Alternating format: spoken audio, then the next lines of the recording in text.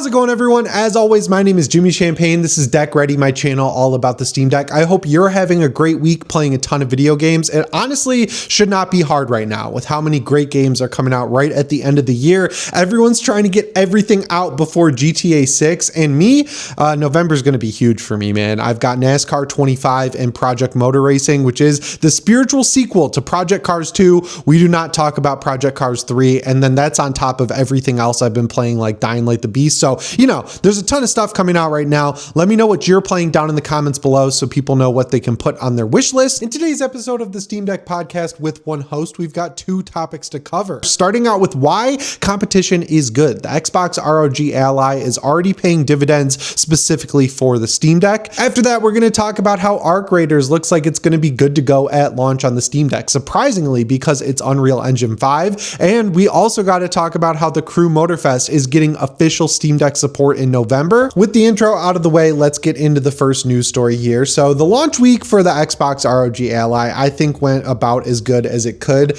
Obviously, the Xbox full screen experience is being seen as either a great start or not enough, depending on what camp you're in. For me personally, it wasn't going to be something that I would ever really invest a ton of time into, but as someone who has to play multiplayer games on Windows, because a lot of them have anti-cheat, specifically most recently Battlefield 6, I was obviously hoping that Xbox full screen experience would be a good step in the right direction, because if I have to use a Windows PC, I want it to be optimized for gaming. So for me, it looked like it was going in the right direction. But the biggest dividend that Xbox kind of investing in Windows more than ever is going to pay has already started to pay out, and that's in optimized games for the Xbox ROG Ally X. So Doom: The Dark Ages was a big example of an Xbox game this year. I know it didn't get the best reviews compared to like Doom 2016 or Doom Eternal, which out of the two, I like Doom Eternal the most. I'm one of the few people who really just clicked with that game. And something about Doom: The Dark Ages just like made me want to put it on my wish list. So I'm glad I waited, because it just got a handheld optimized update. So it's not just for the ROG Ally,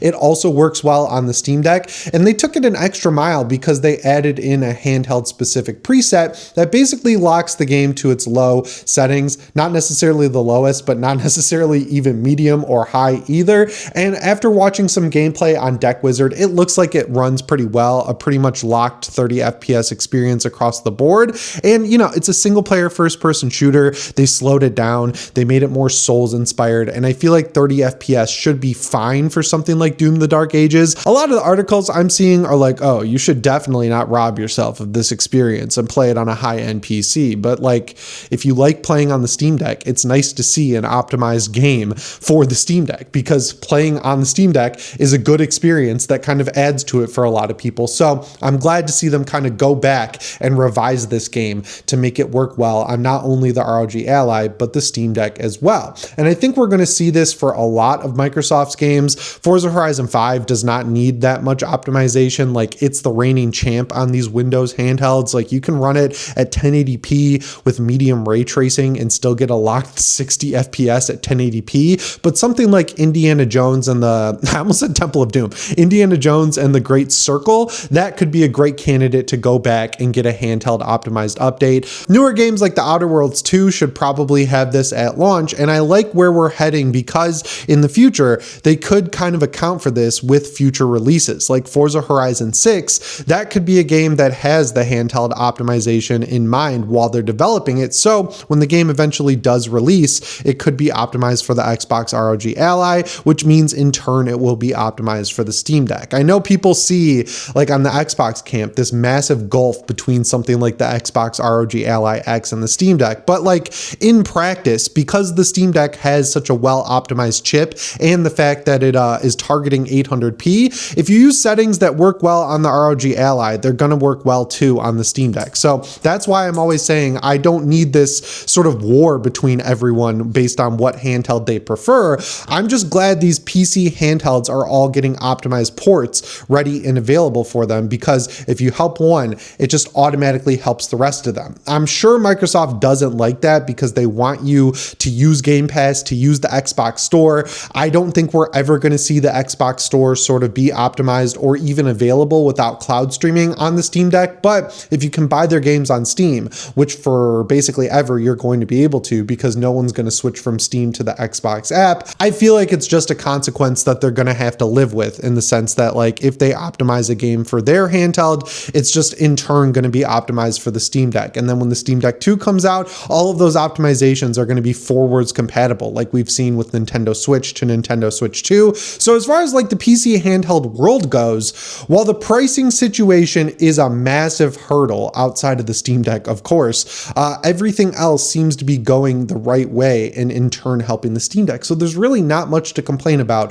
outside of the exorbitant pricing. So hopefully as time goes on, they can figure out how to make these components cheaper, how to optimize them better, and make sure that they can figure out how to at least subsidize the cost just a little bit to grow this ecosystem. Because right now we have the Nintendo Switch 2 out there, which is absolutely dominating, but eventually Xbox is expected to have a handheld of their own, and PlayStation is jumping back in the ring. And I feel like PlayStation is like the unaccounted for sort of competitor, because they have a massive user base that's built up a massive library of digital games that are locked down to the PlayStation ecosystem. And that choice you're going to have to make between either keeping your library that you've built up on PlayStation or starting over on Steam is going to be a pretty tough one to kind of convince people to jump over from. Whereas right now, the only portable option you have with PlayStation is the Portal. And like, I get that some people really enjoy that handheld streaming experience, but I think I speak for the vast majority of people when I say it's like not really even something I'm even concerned with. I never want that to be the only way to play games on a handheld. So right now, I think is when companies like Microsoft with Windows and Valve with SteamOS need to make the biggest strides possible in terms of getting people into the ecosystem. And I think that starts with price. But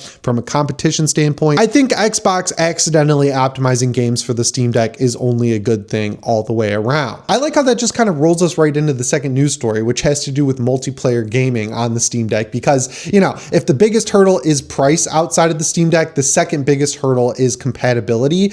I think this is one of those things where like the Steam Deck does so many things so well that you have to really look for things to criticize with it. And one of the biggest and easiest things to criticize is the multiplayer situation, because this is so situational, right? Like if you're someone who really enjoys playing multiplayer games like Battlefield 6 or Call of Duty, when you look at the Steam Deck, it's a non-starter for you because you can't play those games that you're investing time into. But if you're someone like me or a lot of the people in the comments I see when I talk about this, it doesn't really affect you because either A, you're not even playing those games all that much to begin with, or B, in my case, with something like Battlefield 6, I don't need to play that on a handheld. Like the most I would do is stream it directly from my PC, but there's just something weird about playing first-person shooter multiplayer games on a controller for me. It just doesn't really feel like right, if that makes sense. So it's just not really something I'm even really concerned with. But if we're going down the line of thinking that it is important to grow the footprint of handheld PC users, I think this is a super important thing for Valve to take into account. And it's good to see that developers are sort of paying attention, because the first big game that's going to work fine on the Steam Deck at launch is Arc Raiders. So the first playtest was earlier this year.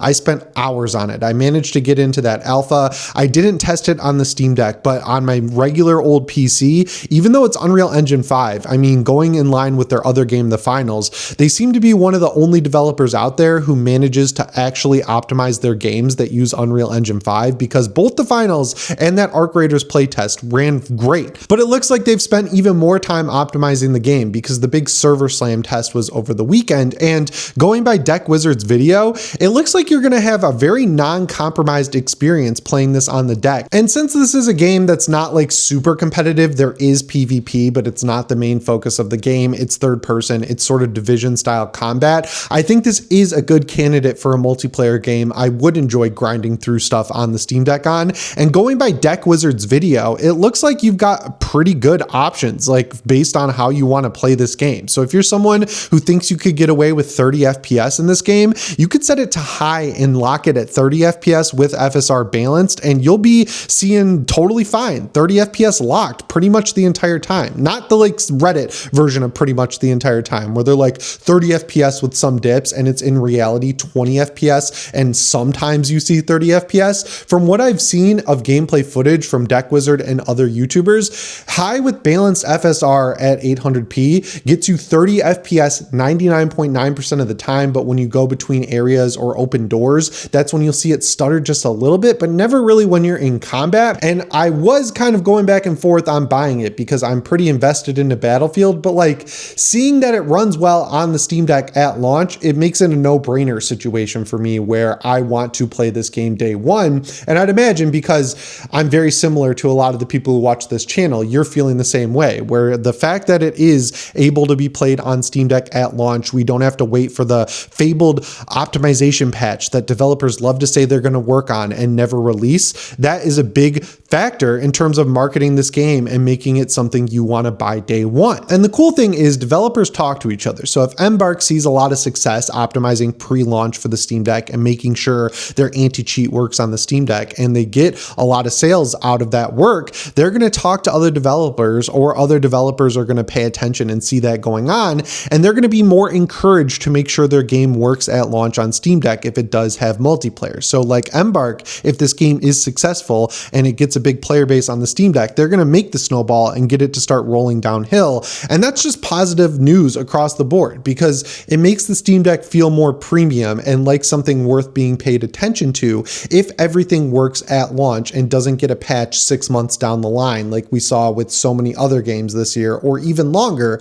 with games like Baldur's Gate 3. So like, I love the work that goes into these native Linux builds, but I want to see them at launch more, and it's good to see that one of this year's biggest multiplayer experiences is working right out of the gate. And if you want proof of that encouragement, just look at the Crew Motorfest. So Ivory Tower is like one of the only good developers at Ubisoft, and it seems like it's because they're just siloed off doing their own thing. I'm pretty sure they're basically made up of old Test Drive Unlimited developers, and you know, the Crew one was a little bit of a mess, and there's that big issue with it being taken offline, but they've made some really big strides to make sure that that never happens again. So the first big update is that the Crew 2 got a patch that added the hybrid mode. So if you've invested a ton of time into the Crew 2, you can transfer your save over to the offline mode and continue playing offline forever if you want to. The problem is there's no way to revert it back to avoid cheating in the online portion of the game, but I feel like that's really the only way they could have done it.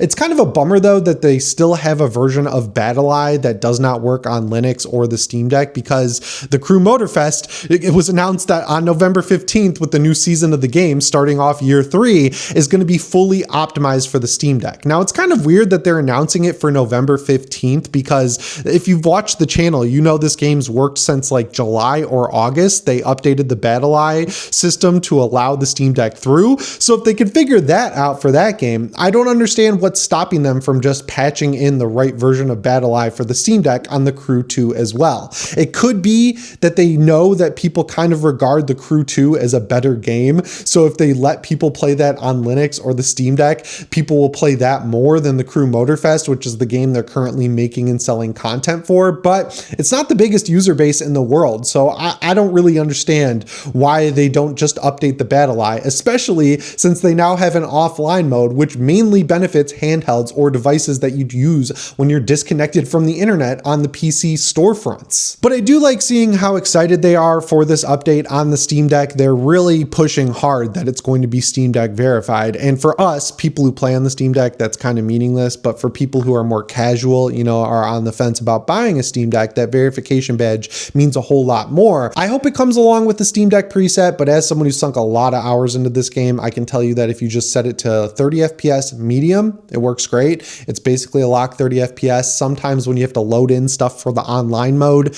it kind of stutters a little bit, but it does that on every platform, so it's not like a Steam Deck specific problem. The offline mode is going to be huge for this game, obviously, since the BattlEye works. I'm assuming that we're going to have to wait a little longer for that. I would guess that when they wrap up support and move on to whatever the Crew 3 is, since this is technically the Crew 3, but it's the Crew Motorfest, that's probably when we'll see them introduce the hybrid mode. But it's good to see them fixing the Crew 2 so it never goes offline again. Hopefully they add BattlEye, and I like the updates that they're doing on the Crew Motorfest. It's on sale right now, and they're adding in a Friends Pass. So you could be the friend buyer of this game. So you could buy the game while it's on sale, use the Friend Pass to invite 3 of your friends to play it, get them hooked, and then they could buy it while it's still on sale. And if you buy any of the passes and then buy the year 3 pass, you get some cars and some extra bonuses. So yeah, take a look at all the promotions they're running. I really really like this game. It looks like a Forza Horizon clone on the surface, but it's a lot more than that. It's much more focused on fun instead of handing you